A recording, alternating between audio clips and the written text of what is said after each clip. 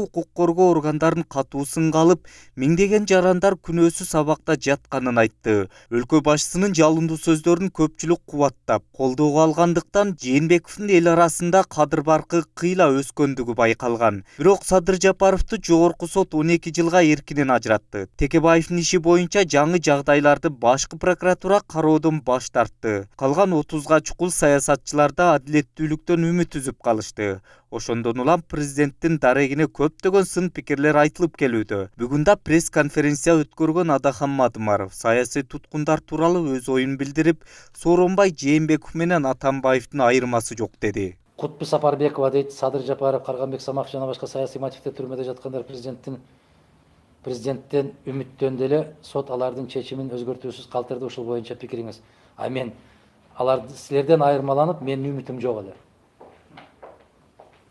Сіздер көп суроо бердиңер, ушулар бошонобу? Бошонбойт деп айткам. Бошотпойт. Неге бошотпойт?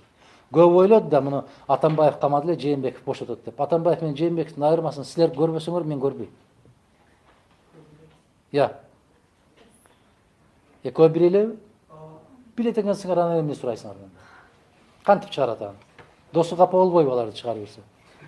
Өткөн аптада Кыргызстандын тышкы карызын кутулуу үчүн өкмөт жарандардан жардам сурап, атайын эсеп ачылаарын айткан. Мындан улам Кыргызстандагы эң бай адамдардын катарын толуктаган Камчыбек Жолдошбаев алдыга оозанып 10 миллион сом берээрин билдирген. Ал эми белгилүү саясатчы Адахан Мадымаров да карыздан кутулуунун жол жобосун сунуш кылды. Кыргыз белчесинен кредитке батып, балдарын, кыздарын окталбай атса, анан сенин карызыңды төлөйбү? Кыргыздын бүгүн желкесинен ези болуп турган кредит деген маселе бар. Кредит албаган үй бүлө дээрлик жок кесе. Эгер чындап кыргызды карыздан кутулгун келсе, урматтуу премьер-министр, өкмөт башчы, 100 уурunu билесин, бардыгы билет. Бардык кыргыз билет.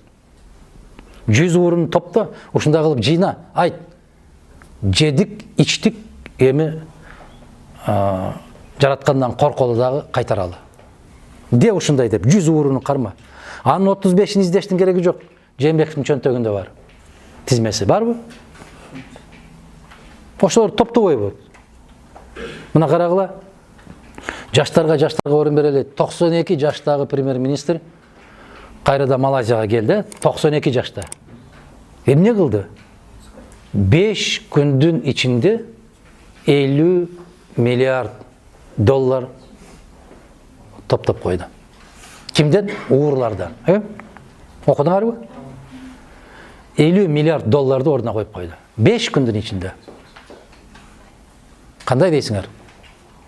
Мана күйгөн, баягы камера үчүн иштебеген, камера үчүн намаз окубаган, камера үчүн соопчулук кылбаган, жетекчинин кыла турган иши ушул. Кабинеттен чыкпай эле жасай турганын жасап коет. Мана Өзбекстандын президенти Мирзиёев. Не деди кече чыгып? Соц тармактардан кайрылды. Көрдүңөрбү? Айтты. Бүт баарын чекеден мамлекеттин казынасына уурдагандарын төктүрүп атам деди. Күнүнө 1,5 миллион доллардан түшүп атат мамлекеттик казынага деди. Күнүнө дагы түшөт деди. Түшүп бүткөндөн кийин бул айвандар чыгып элдин алдында кечирим сурайт деди теледен.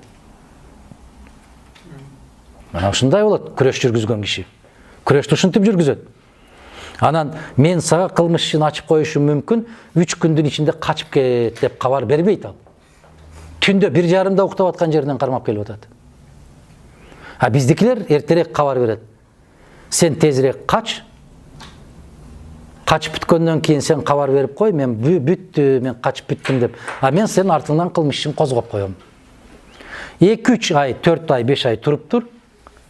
Кыргыз унутчаак. Эртең эле унутат, анан келе бересиң. Мына ушундай келишим түзүп атат. Тилекке каршы.